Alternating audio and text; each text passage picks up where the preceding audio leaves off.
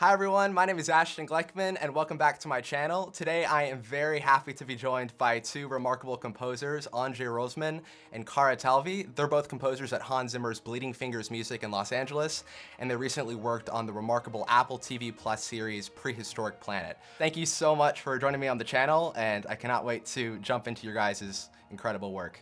Yeah, thank you for inviting us. Good to see you. It's great to see you too, absolutely.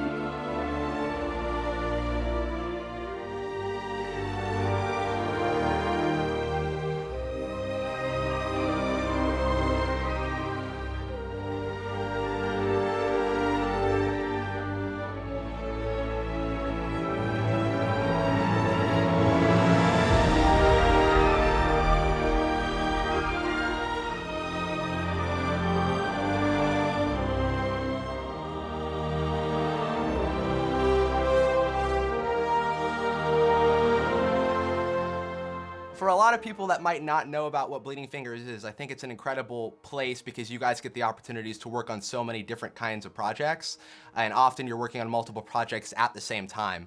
So can you tell viewers who maybe haven't heard of Bleeding Fingers what it is and how both of you guys sort of arrived there a few years ago? So when I graduated from Berklee College of Music in Boston, I immediately moved out to LA, and I wanted to assure that I had an assistant position or something before I moved. So I applied to work here and I got the assistant gig, and shortly after was sort of moving up the ranks. So I was junior composer and then I moved up to composer, all within like a year and a half, and I've been doing it ever since. Anže? Yeah, so my abbreviated story, how I got here is I started music at around 9, and I always wanted to be a composer ever since.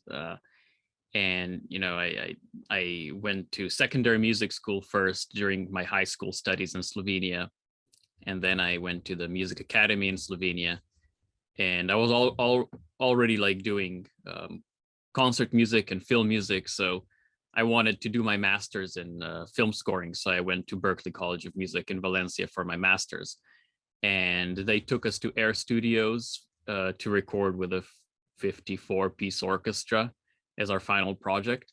And coincidentally enough, Hans Zimmer was there recording Interstellar, and he was super pissed that Berklee locked him out of the studio for 2 days. But I briefly met him there. And then another coincidence happened like a few months later when I posted my recording on VI Control Forum, and he caught the post and he replied something in the vein of, "Now I'm not, after listening to this, now I'm not so mad that you guys stole my studio."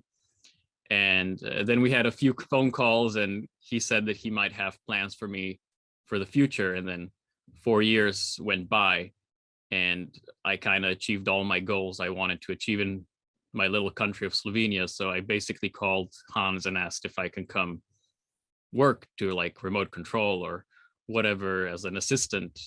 But then Russell Emanuel and Steve Kofsky and Hans offered me a full-time composer position here instead. So I arrived here, and I've been here for 4 years and a half.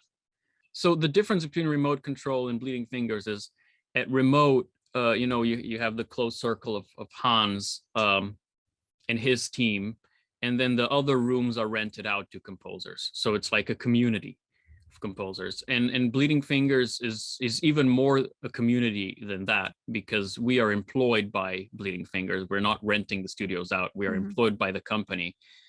And, it's just a big team of us. But each of us, I think currently there's 12 composers and a few assistants, a few junior writers.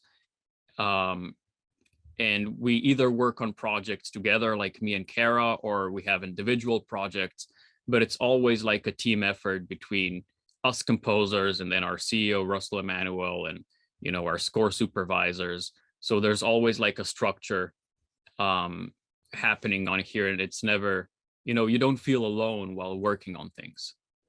There's a nice backing team behind everything. And that's really, I think, what differentiates Bleeding Fingers between, other companies or just being freelance. It's a team effort, and like Prehistoric Planet was a team effort. Right. And I think that's one of the things that when a lot of people think of film scoring, they often think of the sort of solitary nature of it, being in one room for prolonged periods of time, which you guys still are in one room for prolonged periods of time, but getting the opportunity to spend time with other people and work with other people. How is that for you guys? Yeah, I mean, specifically on Prehistoric Planet, I think it was a really good collaboration. Sometimes I would write a melody and Anže would orchestrate it, or vice versa. And other times, maybe I'd complete a cue and then I'd say we need to record some of the custom instruments on it. And obviously Anže is more proficient in playing them than anyone else. So he would record on those cues, and maybe we'd switch projects and just sort of go back and forth like that. And I think that's what makes the score so unique and cohesive and great. Both of you guys have had pretty incredible sort of journeys leading up to Prehistoric Planet. For those who don't know Kara, like, she was awarded the BMI scholarship like by the legendary Thomas Newman, and Anje's worked on everything from the Great Bear Rainforest to productions for Netflix and CBS. And so both of you guys have worked on so many things, but obviously you get to the big elephant in the room, which is Sir David Attenborough in one of these sort of iconic nature documentary series, which are just stunning to watch, and it has to be fascinating working on it. So for you guys, when did the idea first come to you that you guys were going to be working with Hans on the project and working with the BBC and Apple TV on this project?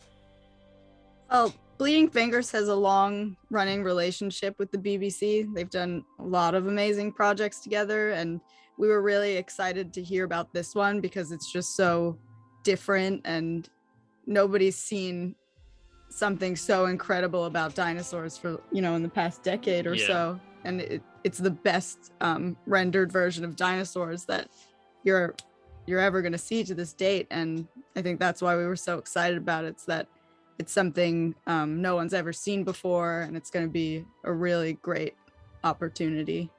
Yeah, we worked on the show for almost 2 years, like from the first sketches to the dub date, if we take that schedule. That's just the music, but they had been working on it for I don't know, like literally a decade.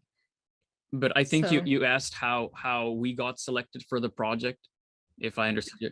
So when the project came into the building, our Russell and Hans, they kind of thought that we would be the best fit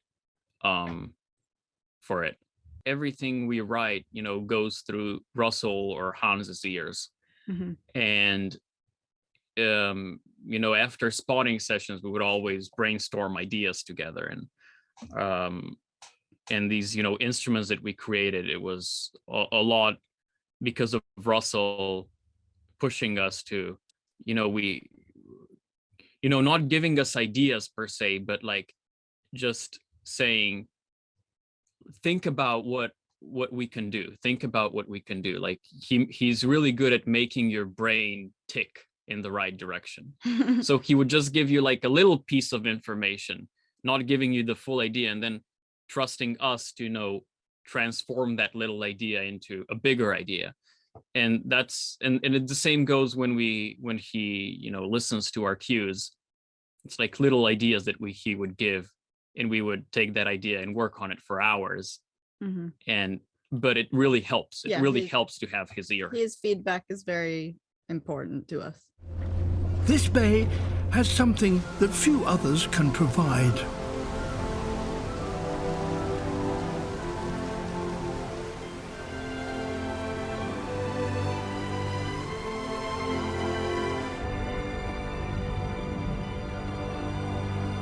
It has to be really freeing for you guys to be able to have someone like Hans involved and someone like Russell who gives you the sort of freedom to explore new sort of musical territories. So how important is that element of having the trust from the production to sort of go into some spaces that you guys haven't really explored yet, and to be able to explore that? Yeah, I mean, especially with the custom instruments, I think that was the biggest leap of faith we took. Because, you know, there's some worry that maybe this is too out there. Are they gonna go for this, or is it too weird? But I think the production team was really excited about these new sounds that we created, and we really did have a lot of creative freedom there. But of course, there's still feedback, as there always is, and we do go through many versions of things till we get it perfectly right. And it also like depended on episode per episode, because each episode has their own, you know, directors, and they know best how what storyline they're trying to do and how they want to portray each character in their episode. So like the custom instruments were more fitting for some episodes than others. So for example, in Ice Worlds, which was also the first episode that we started working on. And maybe we can just say that we worked in kind of like segments. We had 6 to 8 weeks per episode for the first draft. And then we would park that episode and then revisit it basically like almost a year after that, before the recording session. So it was like several rounds of notes. But what I wanted to say is like Ice Worlds maybe lends itself more to the more otherworldly sounds. It's an environment where we don't really think of seeing dinosaurs really. They were always portrayed in jungles and, you know, oceans and stuff, not really in snow and ice. But then, for example, the Forests episode, which is the most orchestral out of all 4, a lot of these custom sounds that we made were not so fitting. So we tried to, you know, also just play it by what was the best fitting sounds for each episode. So each episode has a very characteristic sound. Coasts in particular has a very watery sound. We used a lot of bells and the Euphone. Yeah, the Euphone that we have up there. It's this Euphone. It's made by, I forgot his name. Should find out. Yeah, but he makes these beautiful instruments. It's basically like a vibraphone, but it's played. You stick your fingers in water, and then you sort of pull the rods. And it just makes like kind of like almost a bowed vibraphone sound. Yeah. So do you guys like sample those sounds and then like throw it in samplers, or do you just record it into the cues themselves? Mostly we just record them into the cues. Yeah. We would record a bunch of stuff for, I don't know, a scene, and then we would try to reuse those sounds in the next scene. But then we always realize, like, we just have these instruments here. Like, why don't we just record them? And a lot of times, like Kara said, she would like sketch something out with just like a string ensemble and send it to me, and I would like record the instruments. Like, instead of like having first violin, second violins, violi or whatever, we would just do raptor violin, hadro cello, and like the Fat Rex or whatever. So instead of like having a normal string section, you have the custom instruments playing as if they were like orchestral strings. And then I would send that back to her, and, you know, she would blend it with the orchestra or like finish the cue, and it would go like vice versa between us like that. Mm-hmm. There's 5 episodes. There's coasts, there's deserts, there's freshwater, ice worlds, and forests. I assume that you guys want to keep things all part of the same series, but you also want for each individual episode to explore new textures and new sort of soundscapes. Mononicus is a desert specialist. Such hypersensitive directional hearing gives her a mental map of this hollow log and what lies within.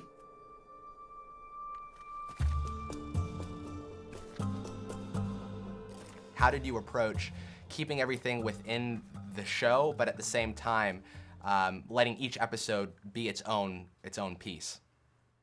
Well, I think a big part of that is the thematic material that we have strung along the 5 episodes. So there's the main theme, which is by Hans and Andrew Christie, and that is something that appears in every episode.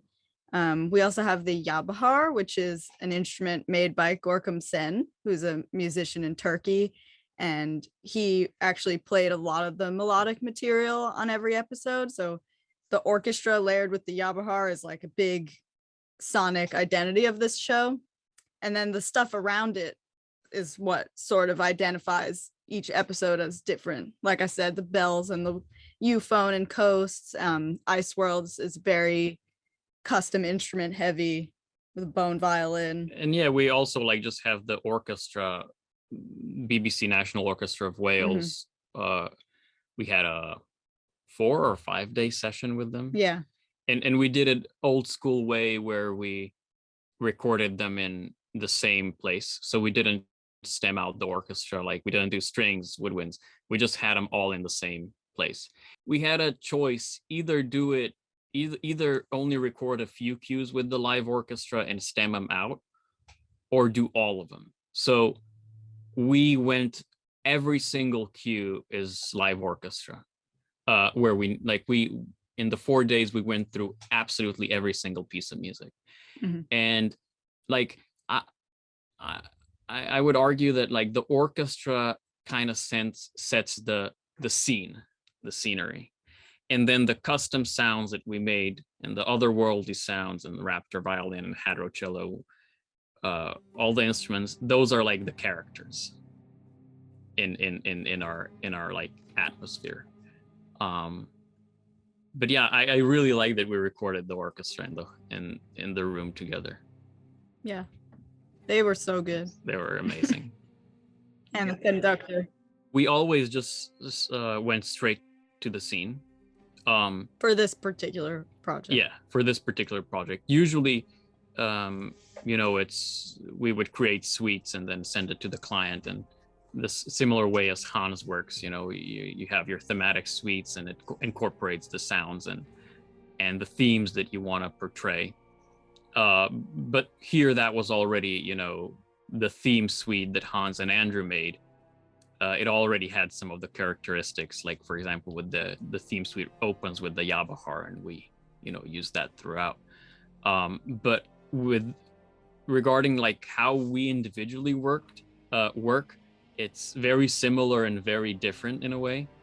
I know that for myself, I usually watch the scene once and then don't watch it back. And I go very vertically. So I have to like have 8 bars completely done until I'm gonna go on my 8. So even like those 8, I would usually, for example, record all the stuff, like have those 8 bars almost finished, and I won't let it go until like before I can move ahead. And I think Kara you work slightly differently, right? Yeah, I like to watch the scene like 10 times. Really? With the temp, without the temp. For me, it's just better to see where I'm going so that I know, how much time I have to grow the cue. But I'm similar to you that I like to have a section done before moving on. I don't really like sketching out a whole thing. That doesn't work for me. Yeah, for myself, I like realized if I watch it too many times, I lose like the surprise factor.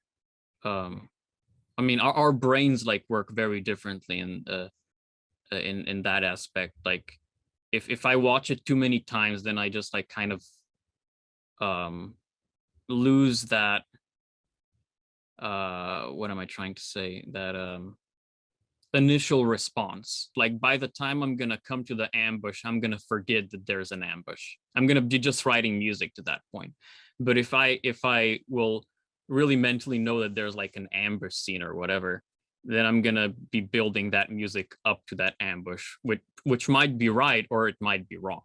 Like a lot of times I would like overwrite, and then I would look and I was like, oh man, like I have to backtrack. That's why you need to watch the scene 10 times. I know. But we watch it, and we watch the episode together, and with Russ and the directors. Like we've watched it so many times that you kind of know. Yeah. There were so many times I was watching the show, the first 4 episodes, and there were so many times where I was just smiling because knowing you guys, and I just loved some of the decisions that were made in terms of how you approached certain scenes. And especially when the shots get really wide and vast, your music opens up and the orchestral palette just sort of widens up as well. And then when you get really close up with some of the dinosaurs, it gets very plucky and very sort of intimate.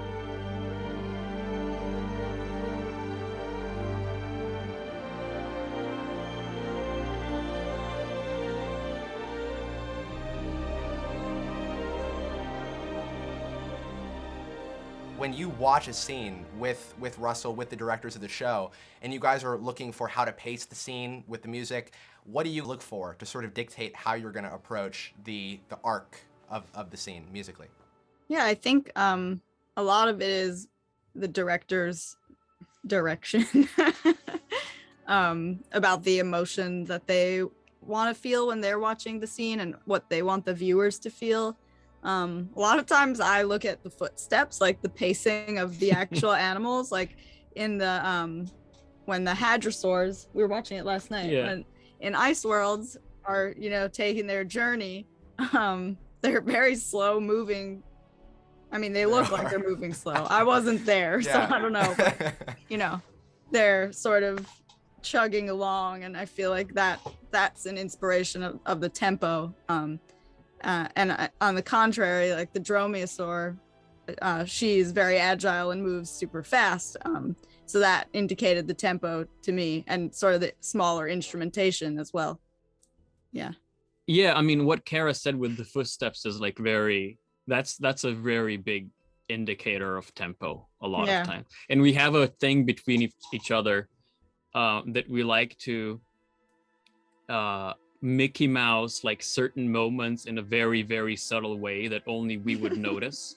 And like one thing that we love doing is like trying to match the tempo exactly to the footsteps. It never turns out, and it's never done in a way where anyone would notice on a really conscious level, but it's like a thing we do between each other a lot of time.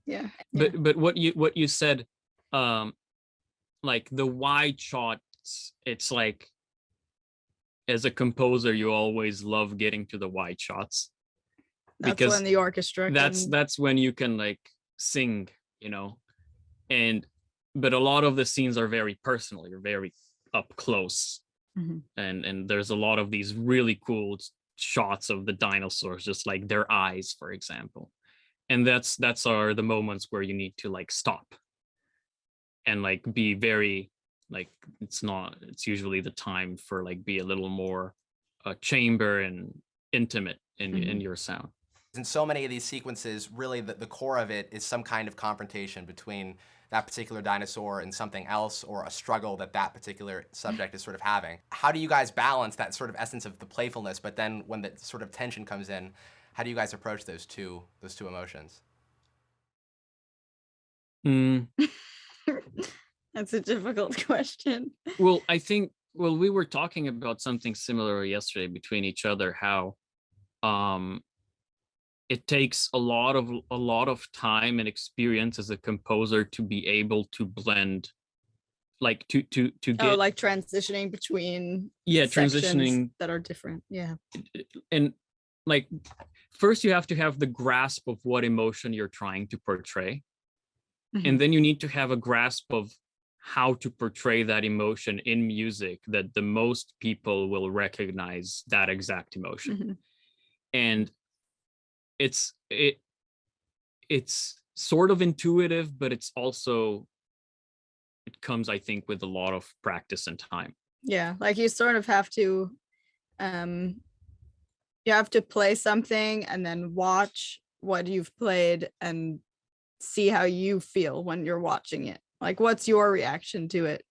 Because that's probably a very good indication of what's going on. Like, I delete stuff all the time because I feel like it's almost the right emotion, but it's like slightly wrong. So it's like a very specific feeling that you're looking for. It's like one of our favorite scenes is the hadrosaur nursery scene in Ice Worlds that Kara did, and the little baby coming up. Yeah. Do you know the sequence? I we're know talking about? I know the exact scene. It's a beautiful sequence. Yeah. So the director, Simon Bell, was he kept saying, I want to feel the tingles when the baby comes back up the mountain. And so it was a little trial and error, because I really wanted that part to be perfect. But still, when we watch that scene, we still get teary-eyed. Like, yeah, even us, it's like, so then oh, if we've watched it so many times and it still has the same emotion, same effect on us, then it's probably going to have a similar effect on the audience. And if you see the comments, oh, this scene made me cry. A lot of the times the music helps with that, I feel like. Yeah, well, it was that quote from, I think, Junkie XL, Tom Holkenborg, from the Score documentary, where he's like, how can I expect someone else to be emotional or cry when I don't feel the same way about the music? Mm-hmm. So it's such an internal thing. It's the golden age of composer duos nowadays with, Warren Ellis and you have Harry Gregson Williams working with his brother. You have Michael Dana working with his brother. You have both of the brothers working with the other brother.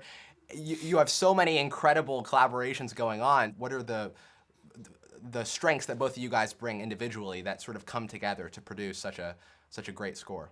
Why don't we tell each other's strengths? Okay, yeah, that's good. I think Anže. No, let me do a preface. Just a little that. Like, why I think we were put on the project together is because a lot of our musical language is similar. Mm-hmm. Okay, that's all I wanted to say. Oh, okay. So that makes for like a cohesive sound from the get-go. Yeah. Well, I think our orchestration is similar. Yeah. They are now beyond the reach of light. They can't see a thing.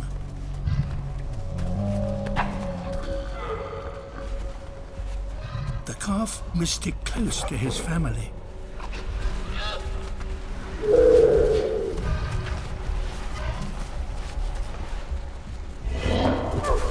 But not too close. I think Anže's strengths are finding really cool sounds, for sure. And he is very good at action sequences and keeping them very interesting for a long period of time. Like he always chooses very obscure time signatures that make his life and my life complicated, but then it turns out really cool. And obviously has great orchestration skills and knowledge. Thank you. You're welcome. Well, Kara, yeah. What about Kara you? is amazing with melodies. That's like a lot of times I can write pretty decent chord progressions, but the melody aspect, it's like the tricky one. I always go with like the Conrad Pope told us at Hollywood Music Workshop 2010, I think. I don't know. It was long. Conrad Pope, John Williams' orchestrator. Yeah. Yes. And he said, he once told us there, go with your first bad idea. So that's my usual instinct. I just start. And so then I would write some sort of melody, but I know it's not right. And then I call Kara, please come here. Like, there's something wrong about this melody. And she's like, she listens to it a few times and like plays something on the piano. And she's like, fix this note. And then I like put that up, like a note a third up, and it's all of a sudden like, that's exactly what I needed. So she has like a true gift for beautiful melodies. Like the Lasmasaur sequence she did is just so beautiful. And then paired that with like her amazing harmonies that are just very her. Like, she's just so recognizable on her like musical language, I think. Yeah. Like the hatchling sequence in Coasts, that's like a good example. It's like, I think it's 10 minutes or it's even more of the whole sequence. And the pterosaurs, yeah. When they're trying to escape the Barbadoculus, and if you remember the sequence, cliff diving. Yeah, that's like that sequence we love so much is so homogeneous, we feel like, but we basically really composed it in chunks. Like she would do 2 minutes, I would do 2 minutes, she would do 2 minutes, I would do 2 minutes, and then we'd like switch back and forth, and she would help me on my stuff and I would record on her stuff, and it just then blends into like the best of both worlds, I think. When it comes to story, that's obviously whenever you hear Hans do an interview, he always talks about a director came with me and he told me a story, and that's really the essence of it. In general, we're dealing with a story that happened 66 million years ago. It's a long time ago, but at the same time, you watch these episodes and you are completely emotionally with what's going on. How do you guys approach creating that human emotion? I think the emotion behind a lot of the stories come from the great storytelling of the people who made this show. I think a lot of times the very nuanced emotion we had to dial in. For example, the scene with that we were actually talking about earlier, Ashton, the brothers, the Antarctopelter. Yeah. Am I saying it right? Yeah, the sequence of the Antarctopelter brothers was really an emotional one, because yes, they're sort of just, they're trying to find their cave and they're walking, but it's much more than that, because there's an internal struggle between them. They're having, the director wanted them to feel like one of them is drifting apart from the group. So that was an example of something really nuanced that we had to make the score tell the story, because obviously they can't talk and the narration is one thing, but we also want the viewers to feel that struggle through the music. Yeah, that's very, very nicely said. That's a beautiful sequence. Yeah. The only thing that I can add is that, we are watching dinosaurs. We are watching stories that are, like we're telling stories of an extinct species. And a lot of times the directors would say, we want people to feel like they're there. We want people to feel like they're watching Planet Earth. We need to bring them back to life with this documentary. And we also wanted to just people to be on the edge of their seats and be completely engulfed. Like, in the end of the day, it's a documentary, but it's also entertainment. You want to create music that sucks the person there into the screen for the 45 minutes of the show, and make them really feel like that they're there. And I think that was like one of the challenges that we had to overcome. What is the best approach of doing that? You guys have such an important role in it. David's narration has such an important role in it. Also, the visuals and the CG work that all of those artists, because there were hundreds of these people involved in the modeling and the rendering of these creatures that really bring them to life as well. What was that like for you guys to see how it eventually evolved into the final version of it? Yeah, not exactly. We didn't ever see the final product until we were watching it this week with everybody else. So yeah, it went through a lot of stages and it was really cool to see it getting more and more realistic. Out here, the herd will be able to close ranks and form an impenetrable wall of armored heads and muscle.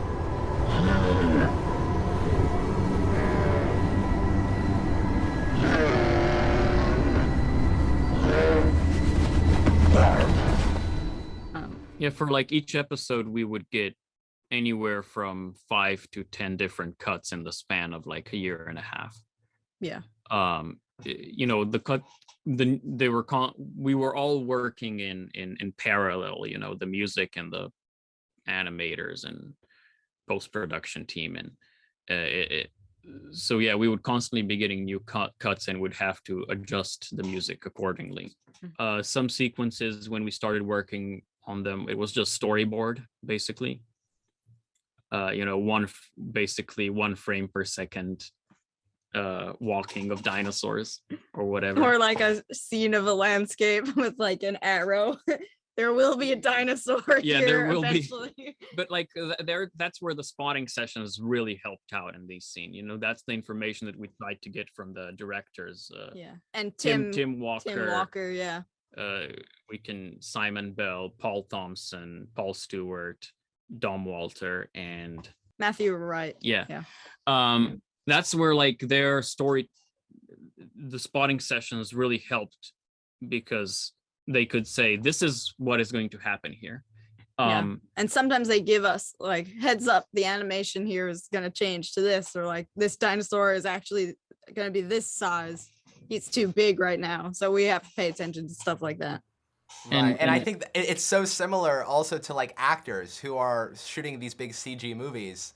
And, you know, it's like, oh, by the way, there's going to be a helicopter over here and there's going to be this war scene happening, and they have to imagine it. So I assume it's similar for you guys. And similarly, that sometimes with like the sound design, you know, maybe this sequence is more sound design important. We really want to hear the mating call of this dinosaur, or, you know, the sound of forest or something in the environment that's more important than the music in that point. So we have to make sure we don't step on that kind of thing.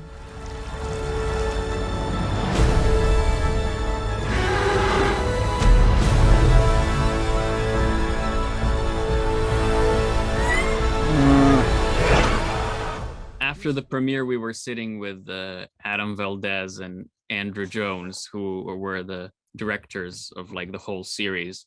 And we were talking about how the different animation stages they took. So for example, like when we got some storyboard, and then that storyboard was crudely animated.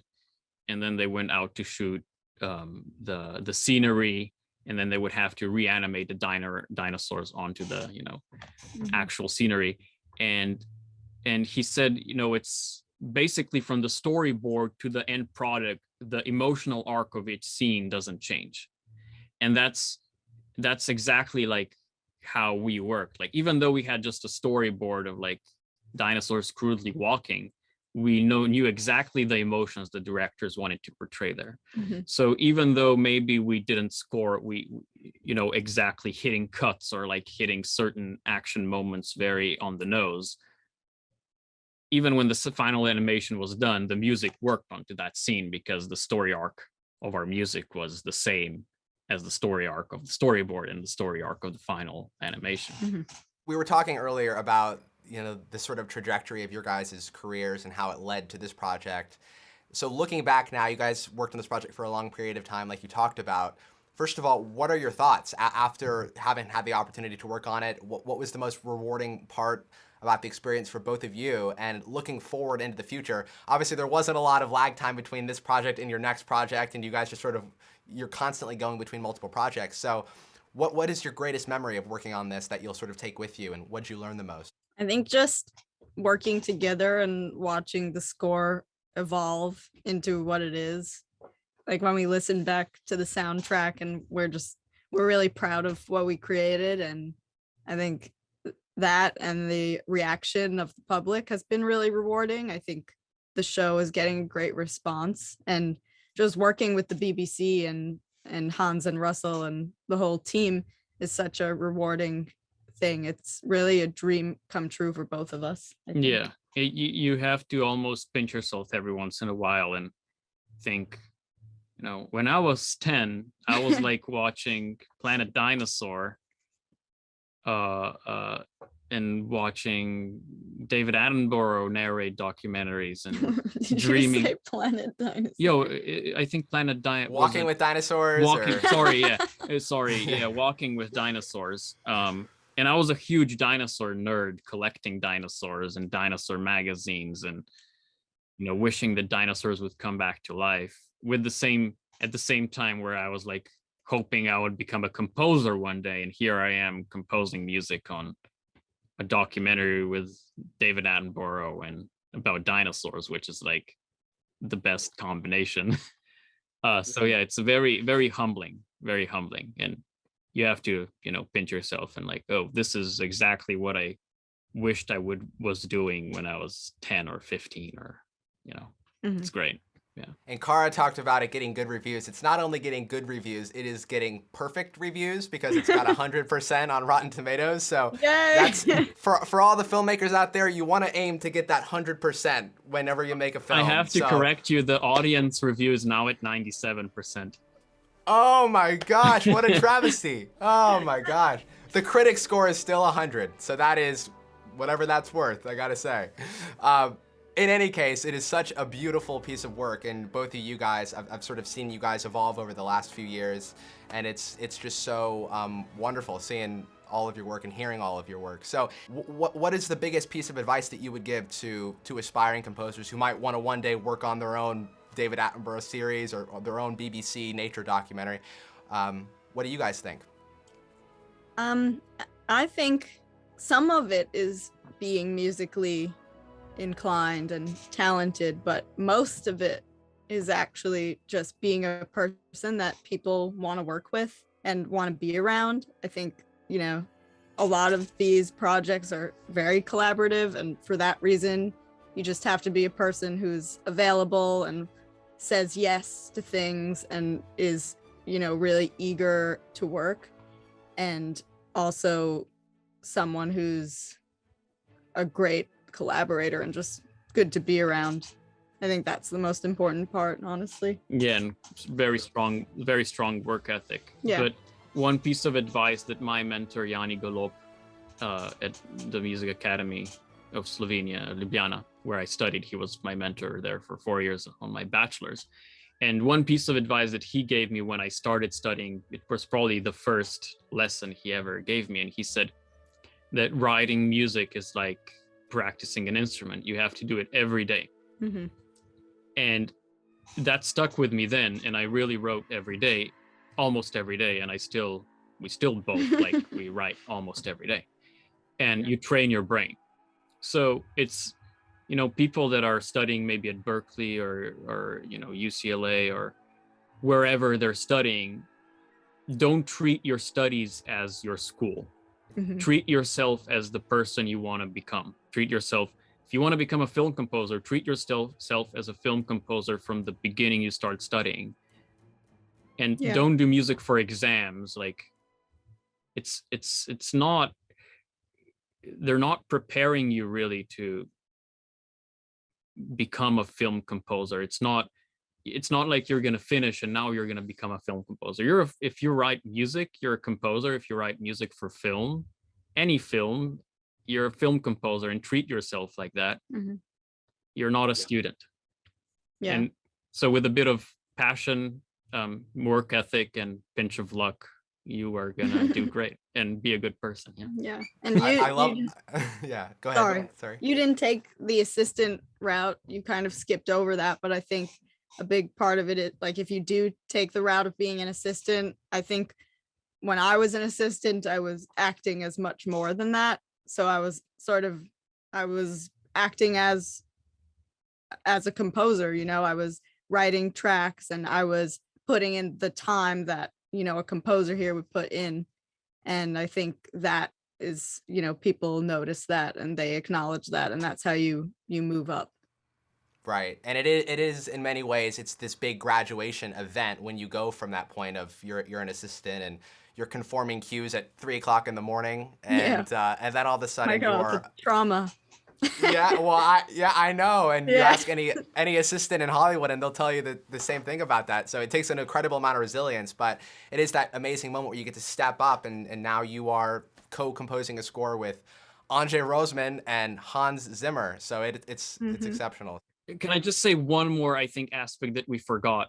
If you're trying to do the assistant route, you have to be trustworthy. Mm-hmm. Like, as soon as you're gonna do something that's gonna make your employer feel like that you're not trustworthy, because we're all under NDAs. We are, we're just writing music, but it's still secretive until it comes out. And they're very high profile projects. Yeah. But also, you have your assistants working on your computer. Your emails are open, your Facebook is open, whatever. All the contacts are there. You have to be trustworthy. as soon as you're going to show any sign of that you betrayed that trust, it's like you can be the best composer in the world, but no and that one's just gonna goes back to being a good person that people want to work with. So. Well, it sounds like you were that, Kara. It sounds like you were that. So Anže and Kara were kind enough to sort of offer to take us on a behind-the-scenes look into one of the cues from Prehistoric Planet. So I'm going to let them sort of take it away, and then we'll come back for the outro. So I'll hand it over to you, Anže and Kara.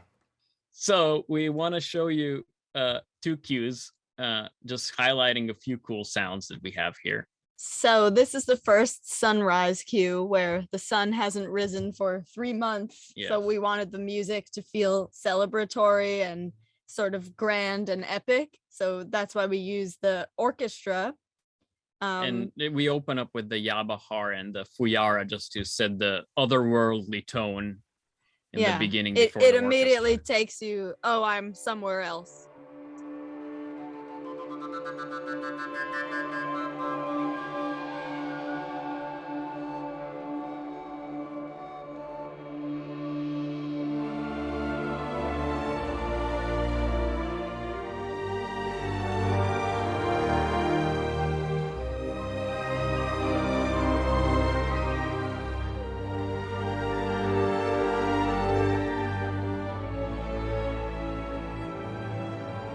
And now is where the dromaeosaurs appear and start causing havoc. So we're using the raptor violin as sort of a layer of tension in this cue. And also, like, it's how we used our custom instruments. This is the raptor violin here. How we use these instruments a lot of times that we would just watch the scene and improvise and see how the scene speaks to us. Mm-hmm. So here we actually used our first prototype of the raptor violin before Charles Lebrec made the final version. Another thing we can highlight here is the very slight use of our petrified wood xylophone that we made, combined with other percussion.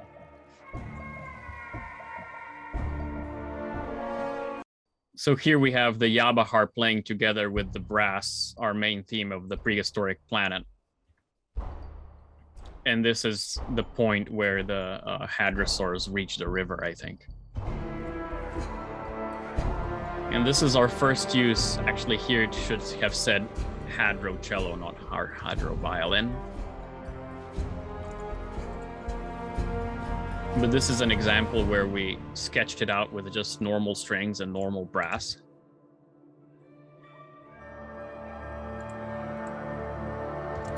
And instead of just having strings and brass, we decided, why don't we just play the hadrocello in chords?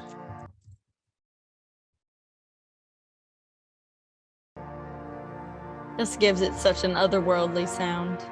And it's like, when you're hearing it, what is that? Is it a woodwind? Is it a bowed instrument? Especially here when it starts playing the melody.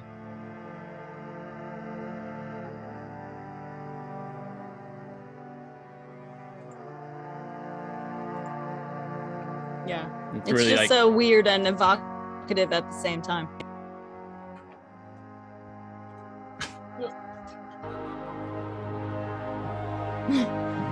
There it is. This is the hadrocello. I think this.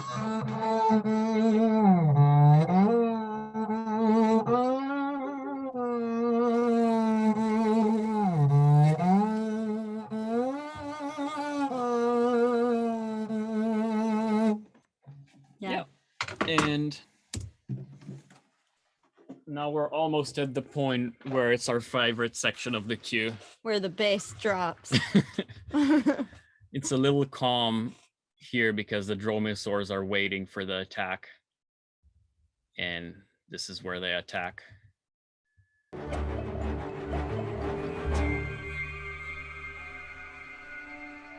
And there's just so much cool sounds going on at the same time. Here we have the Diwiababe Neanderthal flute replica played by Boštjan Gombač.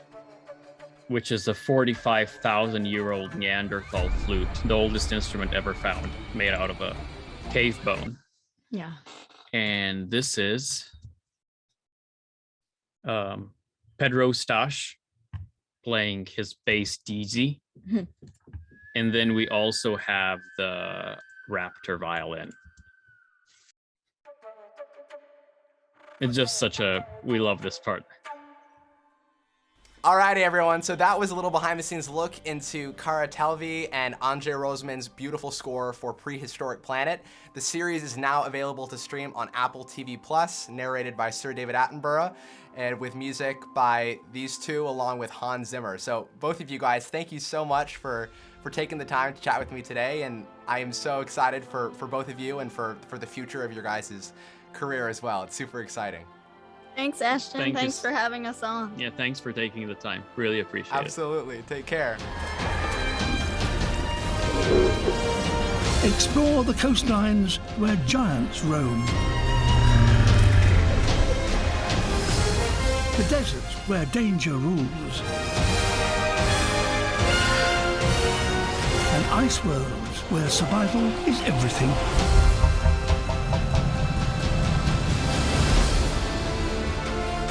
Join us for a story you've never heard, on a scale you've never witnessed.